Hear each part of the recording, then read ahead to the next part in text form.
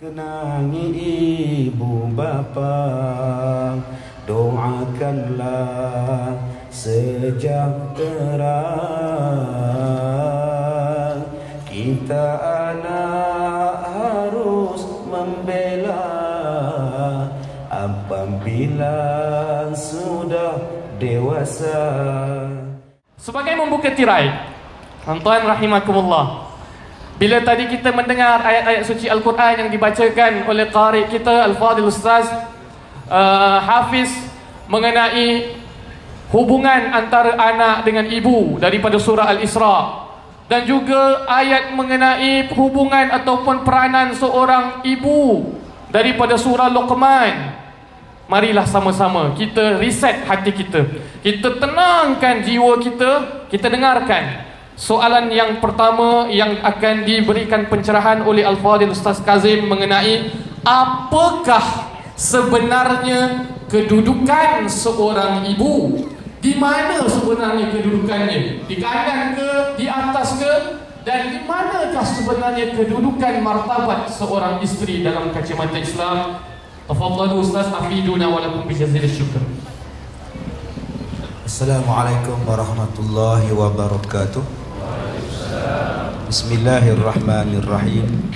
Alhamdulillahi rabbil alamin. Wassalatu wassalam ala rasulillah wa ala alihi wa sahbihi ajma'in. Qala Allah ta'ala, a'udzu billahi minasy syaithanir rajim, wa qada rabbuka alla ta'budu illa iyyahu wa bil walidaini ihsana.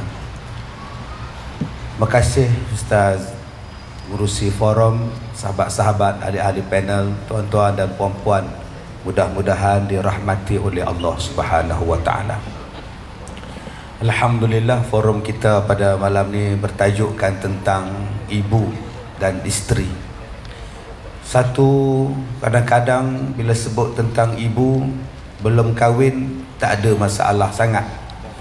Ya, bila kahwin tu tidak ada konflik yang besar. Kalau ada pun konflik saja. Ya, sebab belum kahwin, belum ada isteri. Tapi konflik itu kadang-kadang berlaku selepas berkahwin. Dia jadi macam-macam benda. Sebab itu di dalam agama kita, kalau kita nak kahwin, pastikan mendapat redha mak bapak. Bila mak bapak redha, insya-Allah senang cerita. Masalah kita ni ialah kita tak dapat redha dan restu mak bapak. Itu yang timbul masalah. Kita pula ikut pantun orang lama-lama. Ya, tanam pinang rapat-rapat supaya puyuh senang berlari. Ku pinang-pinang tak dapat-dapat, ku pujuk-pujuk, ku bawa lari. Ke mana? Lombok. Jadi ini kadang-kadang masalah pada kita ni. Bila kedudukan ibu ini sangat tinggi, kedudukan mak bapak ni sangat tinggi, tuan-tuan. Berapa banyak ayat yang menceritakan tentang ibu dalam Quran. Cerita tentang walidain, mak bapak dalam Quran. Sampai Nabi kata nak masuk syurga ni kedudukan dia kena hormat mak bapak. Sampai Nabi sebut syurga tu di bawah tapak kaki mak. Anak pun cari mana syurga mak tak nampak pun, nampak tapak aja. Bukan macam tu nak.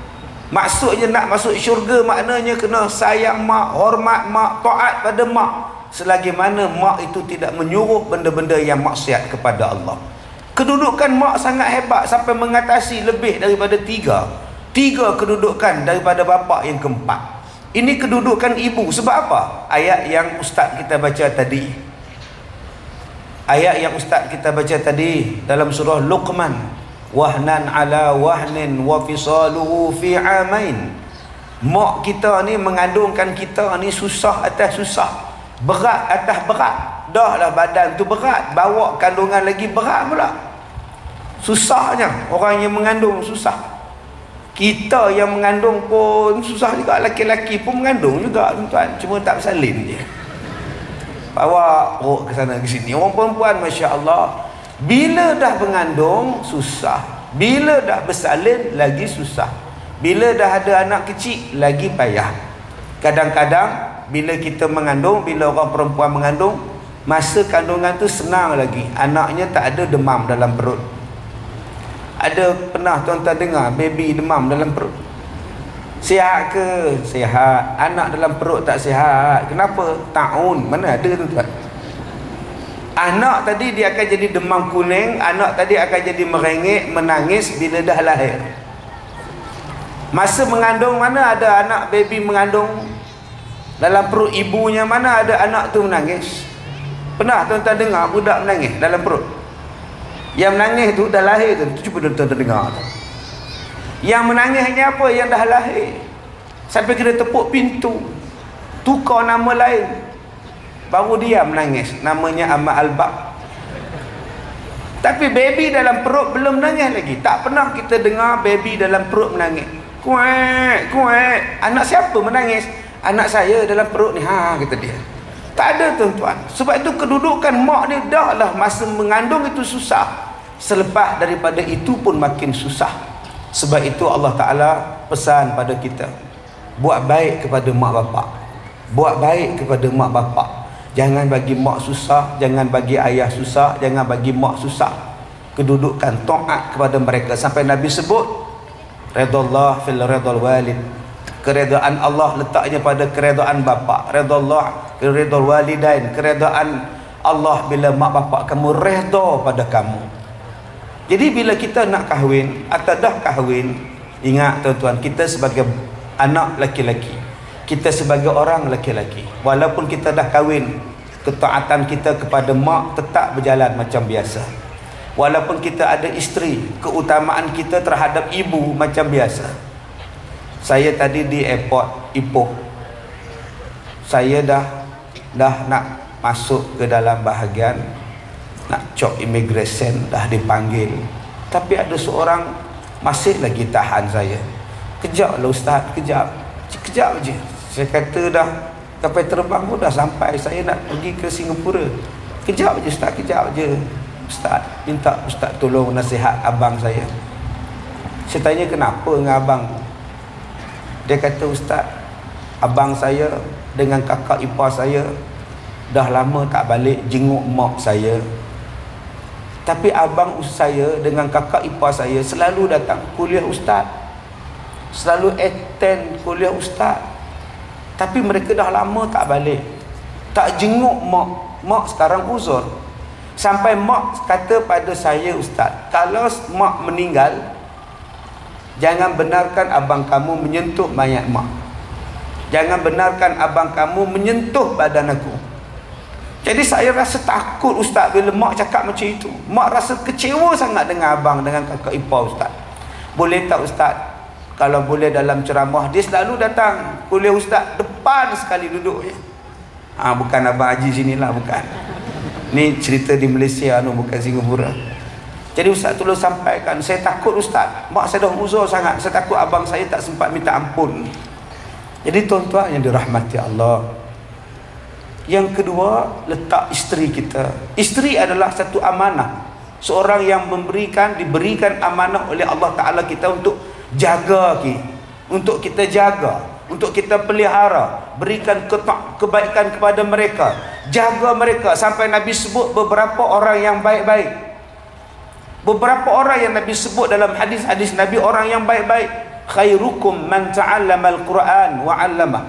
Yang paling baik di kalangan kamu ialah orang yang belajar Al-Quran dan mengajar Al-Quran kepada orang. Nabi bersebutkan orang terbaik ialah orang yang belajar dan mengajar Quran. Di Segamat baru ini tuan-tuan, ada mayat yang 40 tahun sudah disemadikan. 40 tahun. Bila dibongkar kuburnya, mayatnya masih elok seperti baru meninggal dunia. Kulitnya tidak rosak, mukanya tidak rosak, cuma kain kapannya sahaja yang berselut dengan tanah. Ada 12 mayat, ada 12 mayat yang meninggal di antara 15 sampai 23 tahun sampai 40 tahun. Mayatnya tidak berusik. Di tanah tak diusik oleh ulat, tak dimakan oleh ulat, tuan-tuan bayangkan. Yang lain sudah tinggal rangka, yang sudah lain tinggal tulang. Tapi mayat ini macam baru disemadikan semalam. Bila ditanya kepada warisnya, apa rahsia amalan orang-orang yang sudah meninggal, yang tidak rebut mayat-mayat ini, waris-warisnya menjawab, amalan mereka ialah mengajar Al-Quran berpuluh-puluh tahun, belajar Al-Quran, mengajar dan mengaji Al-Quran berpuluh-puluh tahun. Lidah ni sentiasa basah dengan ayat suci Al-Quran. Allah pelihara tuan-tuan. Jadi di rumah kita ada Al-Quran, kenapa tak baca, kenapa tak belajar dan kenapa tak mengajar? Al-Quran itu duduk di atas almari saja, letak bahagian atas, dah atas berdebu. Akhirnya Al-Quran menjadi suci dalam debu. Engkau bagai air yang jernih di dalam bekas yang berdebu. Tuan-tuan, nombor satu, Nabi kata apa? Orang yang terbaik siapa dia? Khiyarukum li ahlikum. Yang paling baik di kalangan kamu, yang paling baik di kalangan kamu ialah orang yang paling baik dengan istrinya. Sampai Nabi letakkan pula yang kedua. Tadi yang paling baik orang yang mengajar, yang belajar Quran. Yang kedua yang paling baik ialah suami-suami yang baik dengan istrinya, yang jaga istrinya, yang didik istrinya, yang mencukupkan nafkah pada istrinya. Laki-laki ini adalah laki-laki yang terbaik. Jadi mana-mana abang-abang yang belum kahwin, belum lagi terbaik, cari isteri cepat supaya jadi suami yang terbaik, supaya boleh jadi jiran Rasulullah di dalam syurga. Tuan-tuan yang dirahmati Allah, ingat, macam mana pun kita, siapa pun kita, Ustaz Don ada ayah lagi, untung mak dia pun ada, ayah dia pun masih hidup. Saya dua-dua dah tak ada. Ustaz Harun pun dua-dua dah tak ada. Ustaz Nuzan dua-dua masih ada. Yang mana masih ada mak bapak, inilah peluang untuk mencari pahala sebanyak-banyaknya. Inilah peluang untuk mencari syurga dengan adanya mak bapak kita. Bagi kami yang dah tak ada mak bapak, apa yang boleh kita buat? Doakan, sedekahkan macam-macam boleh kepada arwah. Dan kita semua yang ada isteri malam ini, carilah pahala daripada isteri-isteri kita dengan melaksanakan amanah yang terbaik yang Allah bagi pada kita. Kenangi ibu bapa, doakanlah sejahtera. Kita anak harus membela apabila sudah dewasa. Jangan biarkan mereka sia-sia di hari tua. Kecewa hidup dan merana karena perbuatan anak derhaka. Wallahu a'lam. Barakallahu fikum Ustazana. Tuan-tuan rahimakumullah, satu permulaan yang sangat menyayat hati, memberitahu kita bahawa ibu kita lebih tinggi daripada segalanya. Bahkan apa-apa agama dan bangsa pun memartabatkan ibu, tapi Islam menilai tambahkan daripada nilai sejagat dengan menyatakan syurga di bawah telapak kaki ibu. Masya Allah, tabarakallah. Dan untuk pengetahuan tuan-tuan, pada masa 20-30 nanti, setiap daripada 2 orang yang bekerja ada 1 orang tua. Jadi pada masa akan datang, demograf Singapura ni akan lebih ramai orang tua-tua kita daripada anak-anak. Alhamdulillah kita dapat bersedia dari sekarang. Dan juga saya tertarik bila Ustaz sebut tentang penghayatan tadi. Kenapa tuan-tuan? Kerana trend menyiksa ibu bapa sekarang dah meningkat. Jadi ini satu nasihat yang baik untuk kita sama-sama kekang trend tersebut sebelum dia menular. Dan sekaligus apabila Ustaz menyatakan khiyarukum atau khairukum li ahli wa ana khairukum li ahli, itulah sebaik-baik contoh kita. Kalau kita baik dengan keluarga, ingatlah itulah sebenarnya sunnah Rasulullah sallallahu alaihi wasallam. Jadi tuan-tuan rahimakumullah, daripada martabat seorang ibu, martabat isteri tadi, kita berpindah kepada Al-Fadhil Ustaz Don. Kepada Ustaz Don, saya ada 2 soalan dalam satu. Ni tiba-tiba tiga soalan tiba masuk. Pertamanya Ustaz, bolehkah Ustaz menerangkan tanggungjawab seorang anak pula pada ibu? Sekarang kita ambil posisi diri kita sebagai seorang anak pada ibu, dan juga tanggungjawab hak seorang suami pada isterinya. Tapi ada kasih tips sikit Ustaz. Tips dia Ustaz, ramai remaja-remaja di sini, belia-belia di sini, ramai muslimah-muslimah di sini. Kasih tips pilih calon isteri. Boleh tuan-tuan ya? Tips pilih calon isteri sebelum kita memasuki alam rumah tangga. Persilakan Ustaz. A'udzu billahi minasyaitonir rajim. Bismillahirrahmanirrahim. Assalamualaikum warahmatullahi wabarakatuh. Alhamdulillah wassalatu wassalamu ala Rasulillah wa ala alihi wassahbihi wa man wala. Ashhadu wa nashhadu an la ilaha illallah wahdahu la syarikalah wa ashhadu anna sayyidana wa maulana wa habibana wa syafi'ana Muhammadan abduhu wa rasuluh. Allahumma salli ala sayyidina Muhammad wa ala alihi wa sahbihi wa man tabi'ahum bi ihsanin ila yaumiddin, amma ba'du.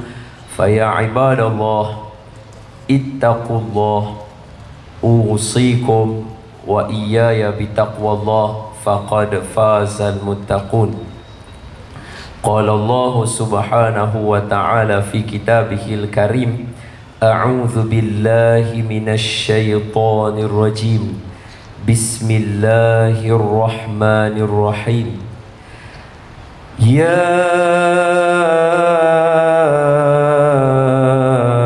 ayyuhalladzina amanu ittaqullaha haqqa tuqatih wa la tamutunna illa wa antum muslimun.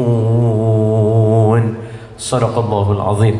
Hai orang-orang yang beriman, bertakwalah kamu kepada Allah dengan sebenar-benar takwa, dan janganlah kamu mati melainkan kamu mati sebagai seorang Islam. Terima kasih Fadilatul Ustaz Tuan Moderator, Fadilatul Ustaz Kazim, Ayahanda Ustaz Kazim, dan juga Ayahanda Ustaz Harun. Ada sebarang salah silap kurang daripada saya, harap berikan teguran. Sebenarnya saya segan duduk depan ni, sebab rasa ramai lagi hak lebih dewasa daripada saya yang lebih layak cakap tajuk bab suami. Saya baru setahun jadi suami. Mana nak tahu nak jadi suami lagu mana. Ni pun isteri saya mana ada dengan saya. Dia duduk kat Mesir tu. Dia doa lah, isteri saya dia mengandung bulan 1 ni boleh anak insya-Allah. Doa lah bagi dia selamat. Cumanya saya nak bagi tahu secara jujur dan terus terang lah kat semua. Saya baru setahun jadi suami, jadi saya tak pandai nak cakap. Maka apa yang saya nak cakap, apa yang ada dalam hadis, makna dia hak mana yang saya baca tu semuanya Nabi buat, kita kena buat. Hak tu je. Kalau saya tak buat, saya tak berguna. Kalau tuan-tuan tak buat, tuan-tuan tak berguna. Sama aja kita. Okey? Boleh? Baik. Bila tanya tadi soalan, apa dia tanggungjawab seorang anak kepada seorang ibu, izinkan saya sebut satu kisah. Kisah ni belum anak dengan ibu. Kisah ni seorang lelaki, dia nak buat haji. Bila dia pergi buat haji dekat Mekah tu, dia bawa lah duit banyak dengan dia. Duit yang dia bawa 1000 dinar. 1000 dinar kalau convert dengan duit Malaysia hari ni, 1 dinar 800 ringgit. Kalau 1000 dinar makna dia bawa bersama dengan dia 800,000. Jadi lelaki ni dia bawa duit tu pergilah dekat Mekah 1000 dinar. Masa di Mekah bila dia nak buat kerja haji, jadi kerja haji ni bukanlah lama 5 hari 6 hari saja. Tak bolehlah bawa duit banyak-banyak. Duit tu kenalah simpan rumah kawan dia. Jadi dia simpanlah dekat rumah kawan dia yang terkenal dengan sifat baik, jujur dan amanah. Yang ni yang termaktub dalam kitab.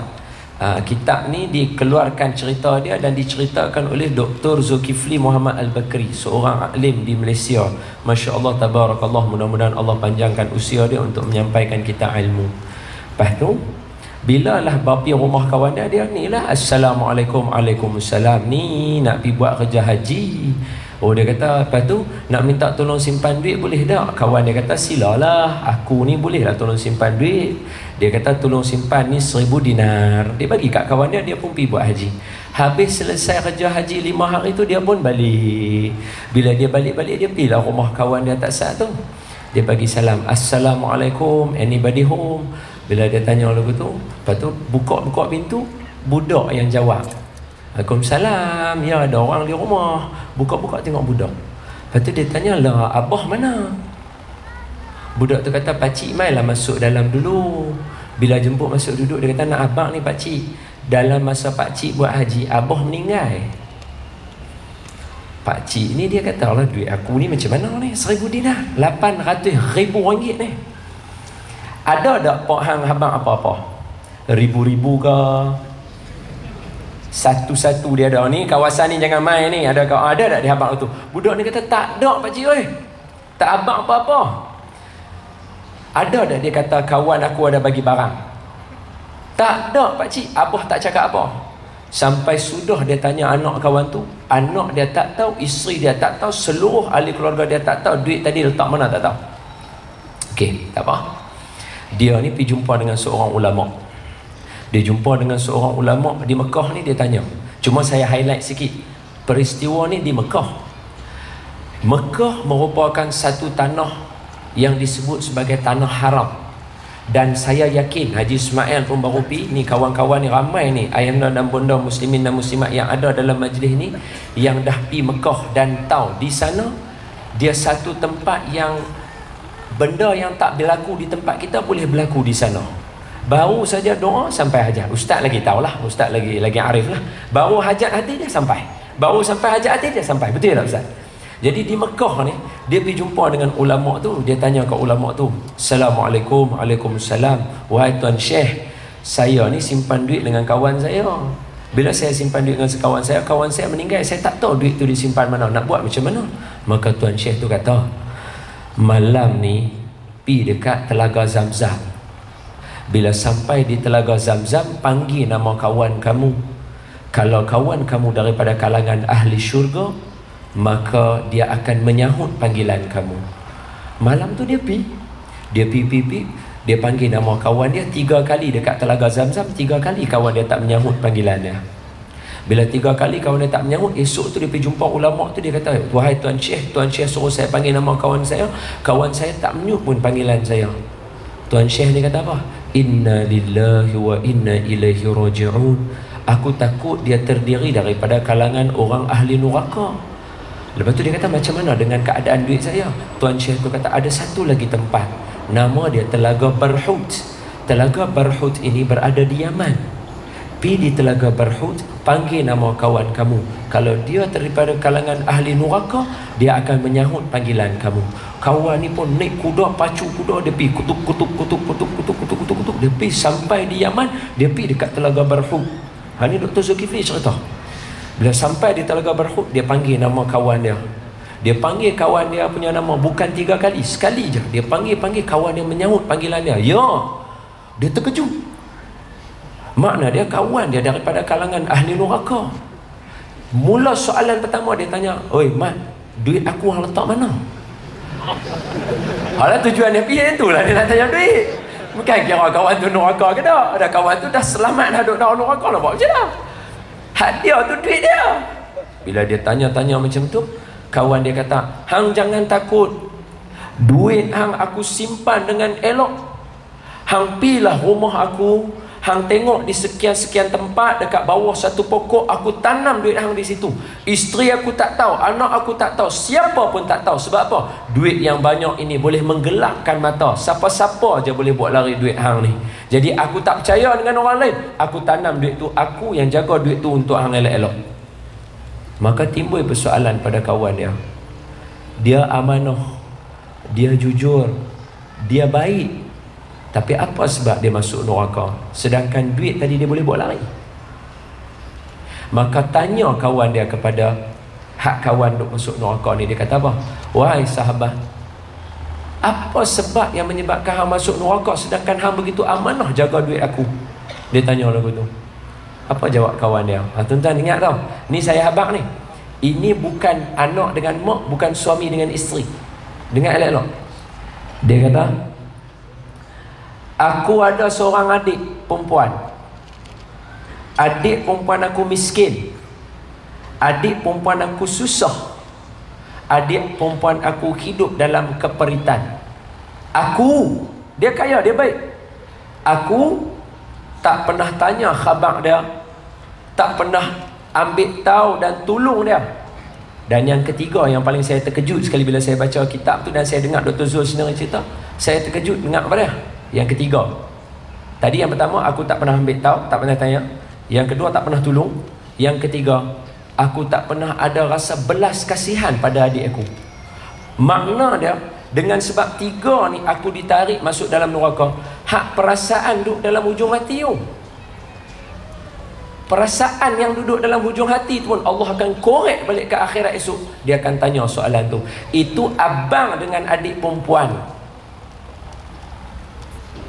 Abang dengan adik perempuan dalam Quran ni yang sebut ni paling banyak hanyalah berkaitan dengan membahagikan harta pesaka. Tapi mak dengan isteri dalam Quran menyebutkan berkaitan dengan benda yang kita kena tunaikan pada mereka. Makna dia, kalau sekelumit hati kita, kita rasa, mak ni menyusahkan lah. Oh, esok jawab tuan. Sayau saya. Sungguh. Hak ni cerita sungguh, bukan? Kalau kata saya cerita, ni Dr. Zulkifli cerita. Hak orang alim di Malaysia ni. Tu. Saya baca hak ujung tu sebab apa? Tadi masa nak mai ni tadi, saya baca cerita ni tadi masa nak mai tadi, masa duduk lintas bawah ni, saya duduk kat atas tu, saya duduk tengok sian ada abang tadi seorang pakai snow cap tadi warna kelabu, pakai baju warna kelabu, t-shirt lengan pendek tu, tengok berpeluh-peluh depa mai berjalan kaki. Saya duduk dalam kereta dengan Haji Ismail tadi, masa ambil duduk tengok tingkap, saya tanya kat Haji Ismail, boleh tak saya berjalan dengan orang lain juga masuk? Haji Ismail kata, jangan ustaz, saya ustaz tak sampai. Orang kata lagu tu. Saya sebab kita rasa belah kesian Allah, orang mai pula bukannya ada kipas kat kita yang duduk dalam kereta pula ada kipas. Jadi perasaan belah tu sebenarnya kita kena ada, belas kasihan tu kita kena ada. Maka daripada cerita tadi tu, saya ambil cerita tu, saya nak cerita pada tuan-tuan, kata mak kita, tanggungjawab pertama sekali yang kita kena buat adalah kita kena berkawan dengan dia. Hari ini kita selalu suruh mak bapak jadi kawan pada anak-anak, tapi dalam Quran Allah kata apa? Wasahibuhuma fid dunya ma'rufa. Tak sah ustaz tu baca. Wa in jahadaka ala an tusyrika bima laysa laka bihi ilm fala tuti'huma wa sahibhuma fid dunya ma'rufa. Tu ayat dia, sadaqallahul aliyul azim. Kalau mak kita suruh buat jahat, iaitu mensyirikkan Allah, buat jahat ni mensyirikkan Allah, jangan taat pada dia, tapi berkawanlah dengan dia dengan kawan yang baik. Kalau mak suruh buat jahat, dan saya yakin dalam negara Singapura ni, termasuklah negara Malaysia, mana ada mak bapak suruh nak buat jahat? Mustahil lah tuan-tuan.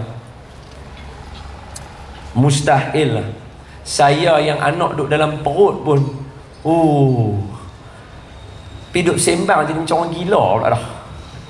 Adik buat apa? Ni abah ni, halo. Orang tengok dia ni cakap apa ni? Telefon isteri, dia tak ada. Lah ni kan canggih, ada iPad tu kan. Bila tak no, malam sat lagi duduk nak cerita lah kat dia apa jadi malam ni. FaceTime. Bila FaceTime tu, suruh dia ambil hak mikrofon. Ada dua, earphone ada dua. So satu hak dia, satu hak baby. So letak kat baby. Assalamualaikum. Anak abadi buat apa ni? Lepas tu isi kata, dia tenang. Oh, jadi macam orang gila pula dah. Kalau hak duduk dalam perut pun kita jadi lagu tu. Hak keluar elok boleh duduk belajar sekolah, skor 5A lah, 4A lah, apa semua. Takkan mak kita nak suruh kita buat jahat? Mustahil lah. Mak kita mau pergi sekolah lah. Tak? Maka kalaulah mak kita suruh buat jahat, dalam Quran kata pun kena buat kawan. Hak yang tak suruh buat jahat, kita kena kamcing dengan dia, kena kawan baik. Ambil tanya dia, Saya bila cerita lagu ni saya rasa bersalah. Pasal apa? Saya, isteri saya tak ada kat Malaysia. Jadi saya dengan mak mentua saya tak apa nak biasa sembang. Malu sikit lah. Tak biasa kan bila telefon tu rasa macam nak cepat-cepat letak lah. Segan. Kalau mak mentua main rumah tu jadi cik tak kerti nak duduk pula dah. Rasa macam tak mana nak duduk, cerok mana yang sesuai. Dia tak biasa sebab isteri tak ada. Jadi bila saya bercerita ni saya rasa kadang-kadang bersalah. Sebab hari tu adik saya menikah minggu lepas, hari Sabtu, mak mentua saya dengan ayah mentua saya main. Saya dan pergi kat meja, Assalamualaikum. Dad, Mom, sihat ke? Sihat lah. Saya pergi tengok orang lain, saya orang panggil apa? Penyambut tetamu. Pakai dengan tie lagu tu, lepas suruh dia penyambut tamu. Duduk pergi sambut tamu. Dan singgah lagu tu lah. Lepas tu dah balik saya pun tak tahu. Dia rasa bersalah. Sebab apa? Mak bapak mentua pun kita kena jaga. Jadi saya nak sebut kata apa? Bab anak dengan mak ni, tang mana, bumi mana tak ditimpa hujan. Semua kita ada. Dalam keluarga siapa? Sini Singapura ada tak cerita, tengok ada cerita Mistress Hermanas? Ada kat sini. Bawang merah, bawang putih? Ada bawang merah, bawang putih nah? Dalam kehidupan siapa yang tak ada bawang merah, bawang putih? Dalam keluarga siapa yang tak ada makcik mulut celupang? Betul saya cakap betul. In whose family don't have auntie celupang? Dalam keluarga siapa yang tak ada pakcik busuk hati? Tak, saya tanya terang. Pasal saya habaq dalam keluarga saya pun tak terlepas benda tu. Confirm mesti ada. Makna dia dalam stadium ni semua kita ni semua sama. Sebab tu Nabi, masuk yang kedua lah pula, tanggungjawab pada isteri dia. Sebab tu Nabi bila dia ajak kita, dia tak ajak macam mana cara nak hidup di zaman dia. Baginda Nabi kita sallallahu alaihi wasallam tak pernah ajak pun kita hidup macam mana hidup zaman Nabi. Tak. Nabi ajak kita hidup di sepanjang zaman. Semua hadis Nabi, semua Nabi bagi semuanya untuk hidup di sepanjang zaman. Okey, contoh saya jawab soalan nombor 3 terus. Contohnya, contoh pilih calon isteri. Nabi letak dah.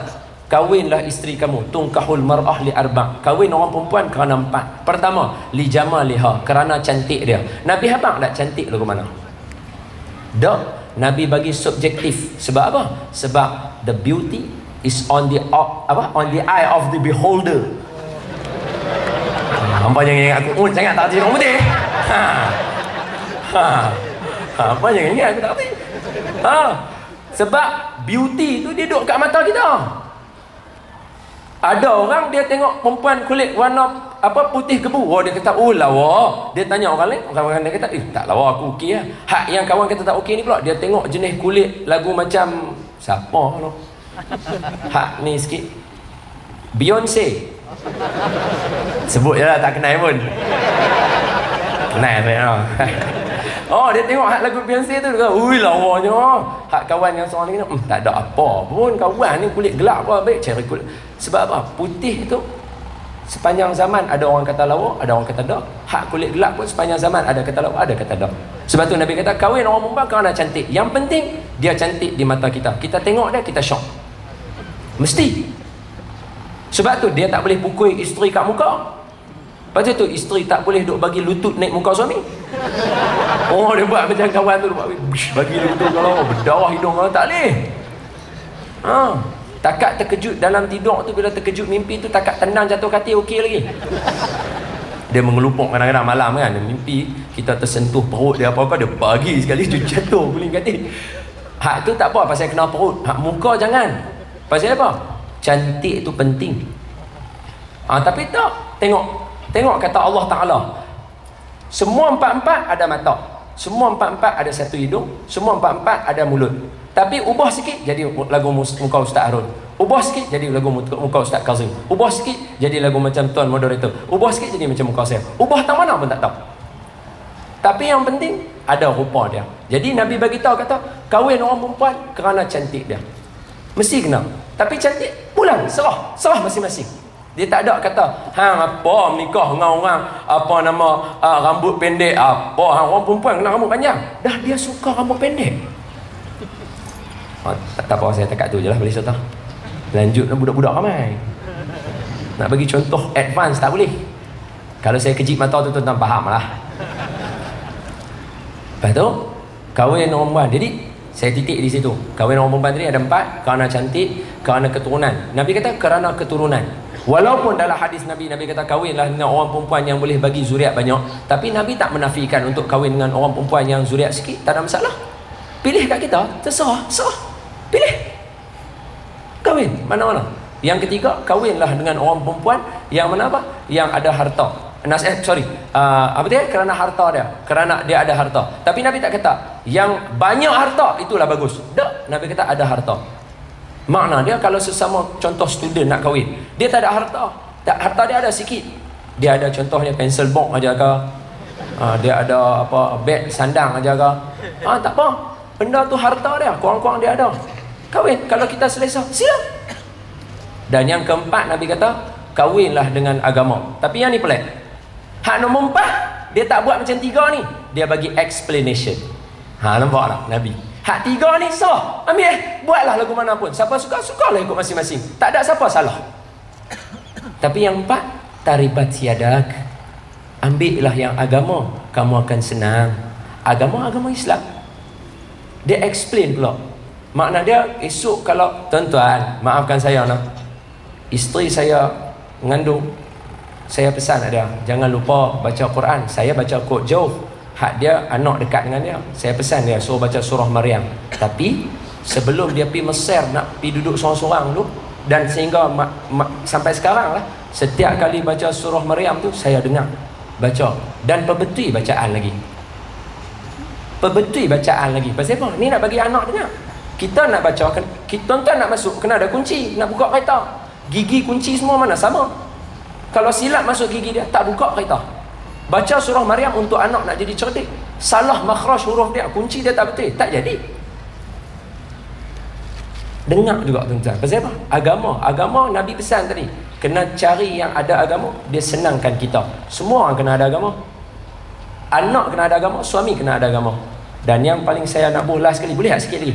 Boleh ha? Sikit tu ayah anda dua-dua tengok depa dia kata budak ni budak muda, bagi dia semangat cakap sorang-sorang.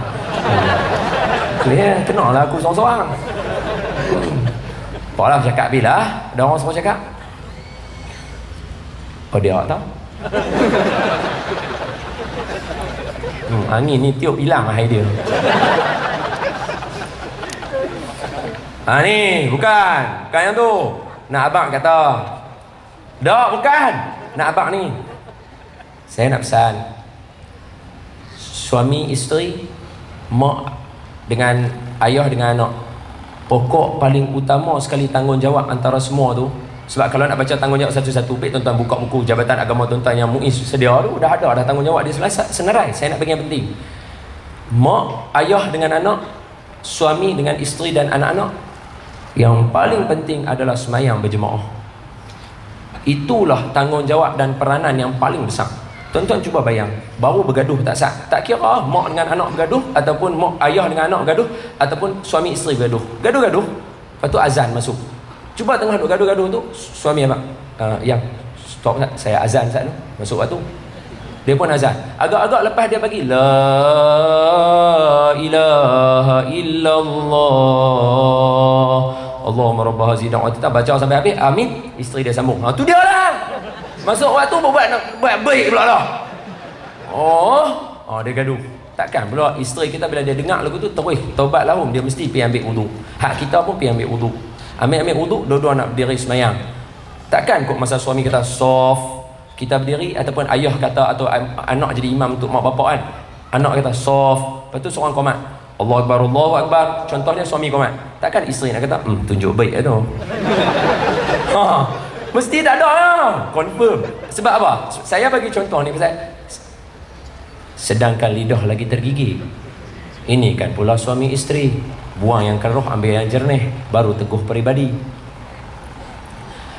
Saya pun kadang-kadang gaduh dengan isteri saya. Allah, kadang-kadang benda yang dah memang maklum orang perempuan tak reti, hak kita reti. Hak mereka reti, kita tak reti. Contoh dia tengok peta. Mereka duk pusing peta tu berapa kali. Dah lah kat tengah jalan, kita duk bawa kereta. Masuk kanan. Kita dah corner lah. Kiri. Masa tu menyirak lah darah kita. Ni ingat ni, apa? Bumper car. boleh duk buat tengah duk bawa tengah jalan. Ni kena U-turn jauh kalau Putrajaya. Bak lah betul saya tengok. Tu gaduh. Saya bergaduh. Tu dia lah. I suruh you tengok elok-elok. I dah pusing dah peta tadi. Bagi you. Hei. Dia jadi gaduh. Saya kawan ni muncul tak mau tengok peta tu. Bila dia tak mau tengok kita dah lagi kat mana? Pergi lah tak mana pun. Gaduh. Habis. Betul sekali dia tak mau cakap. Balik sekali lagi. Buat lagu tu. Masuk waktu maghrib. Azan kat rumah tu. Lepas tu ambil wudu nak semayang. Bila format takkan isteri nak kata tunjuk baik. Dia pun mesti semayang dengan kita. Habis semayang tu kan. Kita duk buat. Innaka hamidum majid. Assalamualaikum warahmatullahi. Kita pun bagi salam kita tengok. Belah kanan kan sikit kan. Nampak dia duduk dalam telekung. Takkan nak pergi tutuh dia lagi kuat tak? Dia duduk semayang kot. Betul tak?